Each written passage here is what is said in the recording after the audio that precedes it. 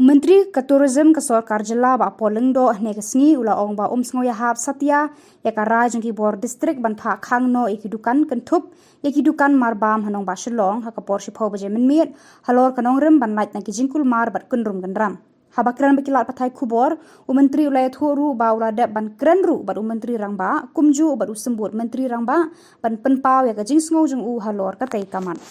So on this I have already brought this to the attention of the CM and the Deputy CM in charge home. Deputy CM in charge home has convened a meeting tomorrow at a very high level, and we expect things to change based on the proceedings of tomorrow's meeting. In fact, if with due respect to the officer concerned, when you have shops and everything is open, then there is more safety. You feel more safe when shops around are open, when malls are open, then people can walk and feel safer. When everything is shut, how do you instill that sense of confidence that everything is normal?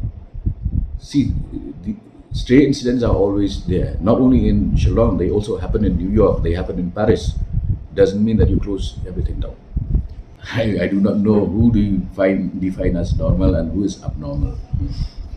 Because in cities, even in Guwahati, people line up for dinner at midnight. So you don't call them abnormal because they have dinner at 12 midnight. So how do you encourage local entrepreneurs to turn to tourism if things are shut at 10? And what happens if you have hotel guests arriving at 10 and not getting food, and should you ask him to hang on till breakfast? Same thing which I stated. We should upscale policing,